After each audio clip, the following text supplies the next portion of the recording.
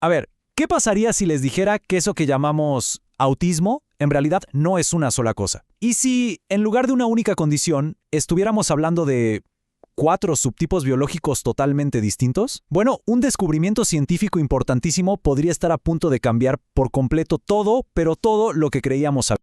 Y esa es justamente la pregunta revolucionaria que está sobre la mesa ahora mismo, porque unos investigadores de la Universidad de Princeton, nada menos, acaban de encontrar evidencia súper sólida que apunta a esto, que el autismo, así como lo entendemos hoy, podría en realidad dividirse en perfiles neurológicos y genéticos muy diferentes entre sí.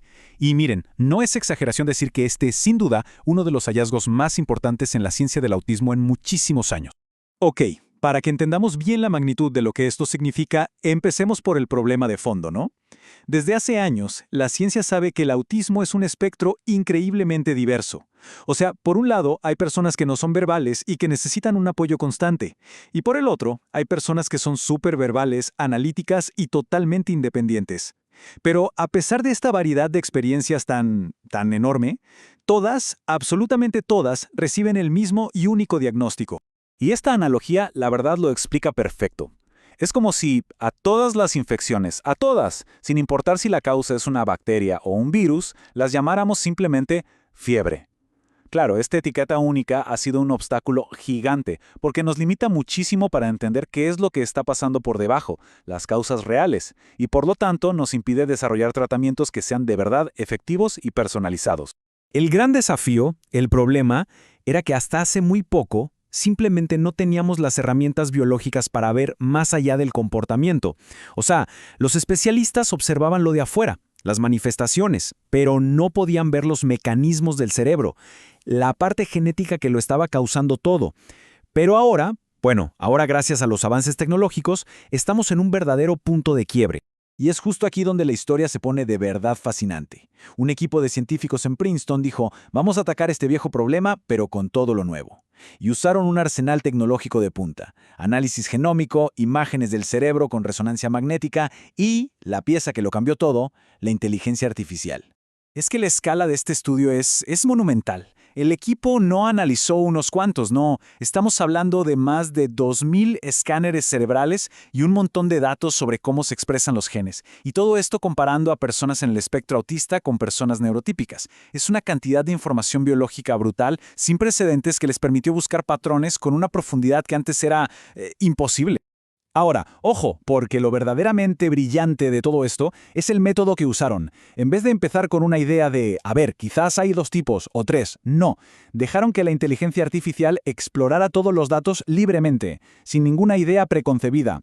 Básicamente le dijeron a la IA, encuentra tú los patrones biológicos naturales que hay ahí. Y la IA los fue agrupando. Pero lo más importante de todo, el paso clave, fue que después comprobaron si esos mismos patrones aparecían al analizar otros datos, de otras personas, totalmente nuevos e independientes. Entonces, ¿qué fue lo que salió de todo este análisis masivo, de dejar que la máquina trabajara sin prejuicios? Pues el resultado fue asombroso.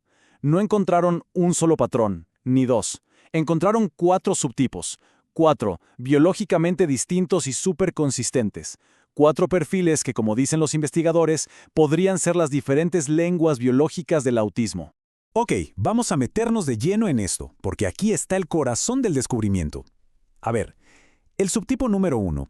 Este grupo mostró una cognición fuerte, pero con conexiones un poco atípicas en las partes sensoriales y motoras del cerebro. Y esto estaba ligado a genes que tienen que ver con la plasticidad sináptica, o sea, con la capacidad del cerebro para cambiar y adaptarse. Luego, el subtipo 2.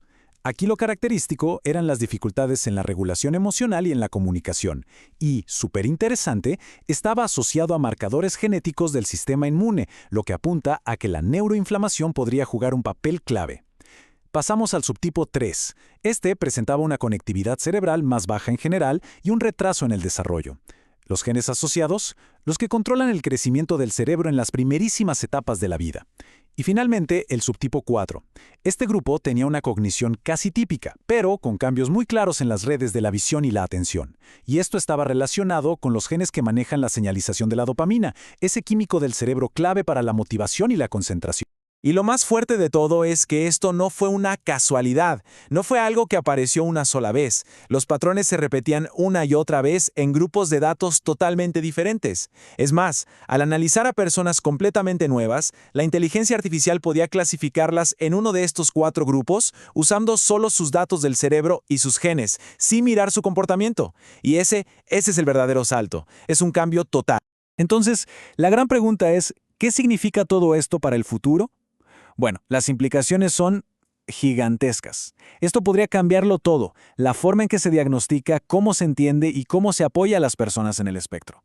Abre la puerta a un enfoque de medicina de precisión que hasta ahora era algo que ni siquiera podíamos imaginar.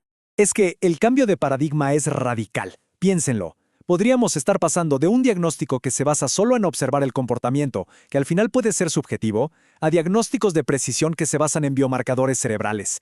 Sería dejar atrás las etiquetas que meten a todos en la misma bolsa para, por fin, empezar a entender el neurotipo único y biológico de cada persona. Y claro, esto nos lleva a aplicaciones terapéuticas súper directas y emocionantes. Por ejemplo, imaginen, para una persona del subtipo 2, el que tiene marcadores de desregulación inmune, quizás podrían funcionar terapias antiinflamatorias. O para alguien del subtipo 4, con esas alteraciones de dopamina, ¿se podría usar neuromodulación dirigida? Y para el subtipo 1, con esas diferencias sensoriomotoras, ¿se podrían diseñar entrenamientos cognitivos o físicos muchísimo más específicos, mucho más efectivos? Esto, como dicen los propios investigadores, es el nacimiento de la psiquiatría de precisión. Es literalmente la misma revolución que transformó el tratamiento del cáncer. Antes se trataba cáncer de pulmón como una sola cosa, ahora se trata una mutación genética específica. Bueno, pues esa misma revolución está empezando a llegar ahora a la neurociencia del desarrollo.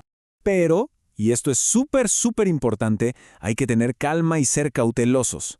Esto es ciencia en pleno desarrollo. Sí, es un avance increíble, abre un camino totalmente nuevo, pero es fundamental que entendamos las limitaciones que tiene ahora mismo, antes de siquiera pensar en llevarlo a la clínica. Vamos a ver esas limitaciones. Primero, los resultados se basan en promedios de grupos grandes. Todavía no pueden predecir con total certeza el subtipo de una sola persona. Segundo, a los datos que usaron les falta diversidad. Faltan más etnias, más edades, más variedad de síntomas, y eso hay que ampliarlo.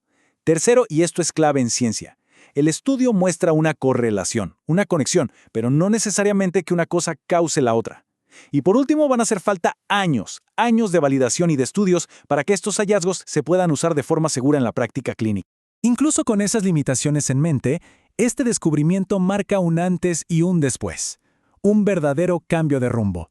Para las familias y para las propias personas en el espectro, esto trae una esperanza enorme.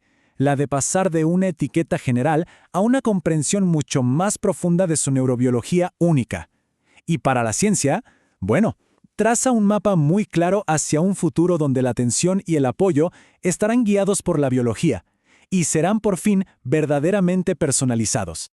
Al final, lo que esto nos dice es que el autismo no es una sola historia, es un espectro complejísimo que, parece, está escrito en al menos 4 lenguajes biológicos diferentes. Y esto nos deja con una pregunta clave, una que va a definir el futuro. ¿El diagnóstico del autismo debería seguir basándose en el comportamiento o debería basarse en la biología? Quizá la respuesta ya está escrita en nuestro propio cerebro.